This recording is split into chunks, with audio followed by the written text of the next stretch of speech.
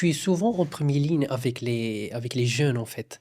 Quel est le plus gros mythe qu'on leur vend sur le marché de travail, en fait? Le mythe qui leur est vendu, au niveau des écoles, au niveau des universités, nous ne faisons pas assez d'efforts pour préparer nos jeunes au métier, au marché de l'emploi.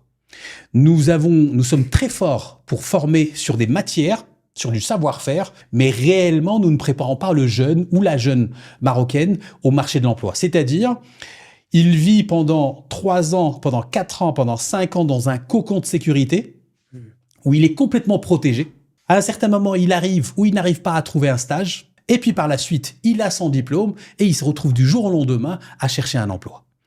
Et certaines écoles, alors pas toutes heureusement, mais certaines écoles se déresponsabilisent de cet accompagnement qui doit être fait au niveau de la recherche d'emploi.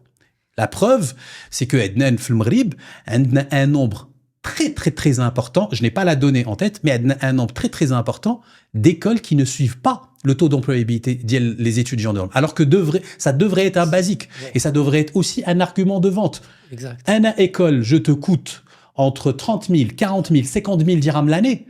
Je dois te communiquer le taux d'employabilité d'IELI. C'est le basique du basique. Ouais. Sauf que certaines écoles ne le font toujours pas. Et elles continuent à coûter très cher aux familles. Donc, le mythe qui leur est vendu, c'est demain, grâce à ton diplôme, tu vas avoir un travail. Sauf qu'on oublie de lui dire, grâce à ton diplôme, tu vas envoyer la première, la deuxième, la 100e fois le CV et personne ne va te répondre. Tu vas passer un entretien et on va pas te répondre. Tu vas passer un 50e entretien et personne ne te dira où est-ce que tu as pêché.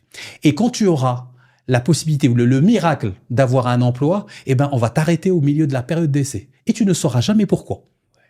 Et donc, même quand tu auras ton CDI, tu travailleras dans un environnement qui parfois peut être toxique. Parce que le monde de l'entreprise, ça n'est pas un fleuve très calme. Et je te parle en connaissance de cause. Ça n'est pas un monde très calme. Et c'est un monde où tu as des luttes de pouvoir et des codes à adapter. Et tu dois t'adapter par rapport à ces codes-là pour pouvoir réussir.